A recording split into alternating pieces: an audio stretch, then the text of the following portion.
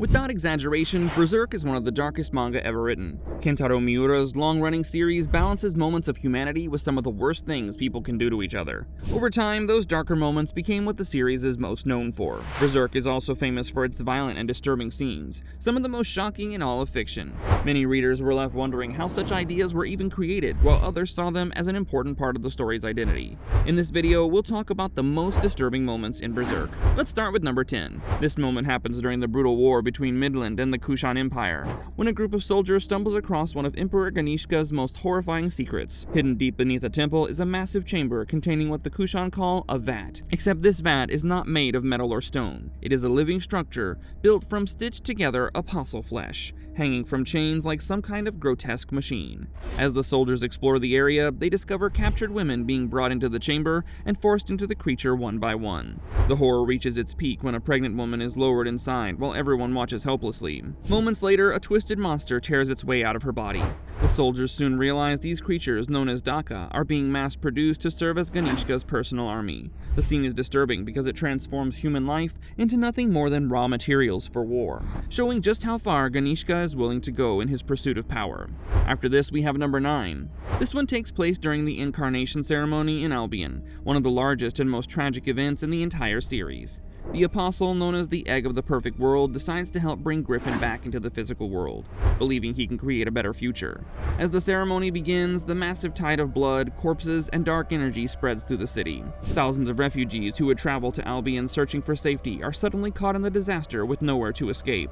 Men, women, and children are swallowed by the nightmare, as the city is transformed into the stage for Griffith's return. At the same time, the Egg discovers the dying demon child of Guts and Casca, barely alive after spending so long protecting its mother. Rather than abandoning it, he urgently takes the child into himself as part of the ritual. Moments later, Griffith emerges reborn. The scene is disturbing because it combines unimaginable loss with a strange sense of tragedy, as thousands of innocent lives are erased so that one man can walk the world again. After this, we have number 8. Deep inside the Tower of Conviction, the religious leader Mozgus oversees some of the most disturbing acts of cruelty in the entire manga. Mozgus believes completely in his mission and sees himself as a servant of God carrying out divine justice. Anyone accused of heresy, witchcraft, or sin can find themselves dragged into his torture chambers without any chance to defend themselves. There they face brutal punishments involving crushing devices, hooks, needles, and other tools designed solely to inflict suffering. What makes these scenes so unsettling is that Mozgus never acts with anger or hatred. Instead, he remains calm, polite, and absolutely convinced that he's helping people save their souls. Through Farnese, who once admired him deeply, readers slowly see the horrifying truth behind his actions. The entire arc becomes a powerful reminder of how dangerous blind faith can become when it's combined with authority and absolute certainty. After this, we have number 7. This moment centers around Rosine, a girl who spent her childhood trapped in an abusive home and dreamed of escaping to a happier world. Unable to endure her suffering any longer, she sacrificed her parents and transformed into an apostle.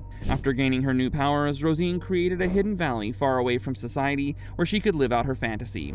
She began gathering children who had been neglected, abused, or abandoned by their families, and offered them a place to stay, where they would never have to suffer again. Using her powers, she transformed these children into strange elf-like creatures who could fly through the air and spend their days playing games.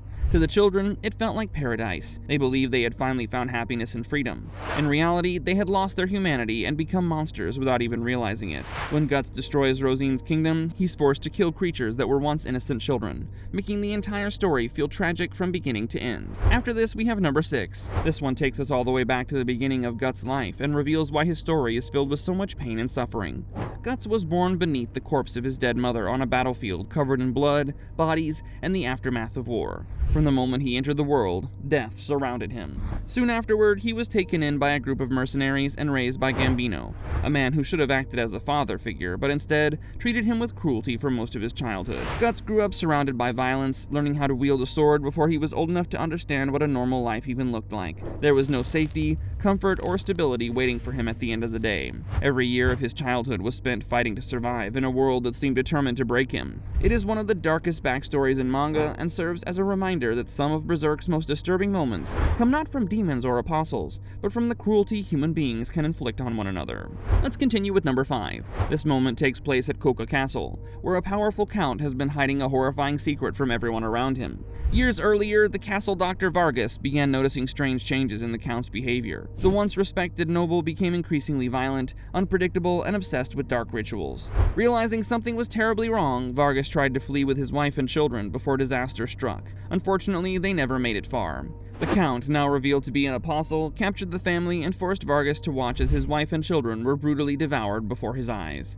As if that wasn't enough, the Count mutilated Vargas himself before leaving him broken and alone. The tragedy extends even further through the Count's daughter, Teresia, who spends years locked away in isolation, growing up believing she's cursed and unworthy of love. By the time Guts arrives and finally destroys the Count, the damage done to the family is almost beyond repair. The entire story serves as a disturbing example of how one person's corruption can destroy the lives of everyone around them. After this, we have number 4. This entry belongs to Wild, one of the most brutal and terrifying characters in the entire series. Before readers even learn that he's an apostle, Wild already displays a level of cruelty that rivals many of the demons in Berserk. As the leader of the Black Dog Knights, he commands a group of violent criminals who leave destruction everywhere they go. While pursuing Guts and the Band of the Hawk, Wild's forces attack a small farming village that had offered them shelter. The villagers are slaughtered without mercy, and the aftermath is so horrific that it remains one of the most infamous scenes in the manga.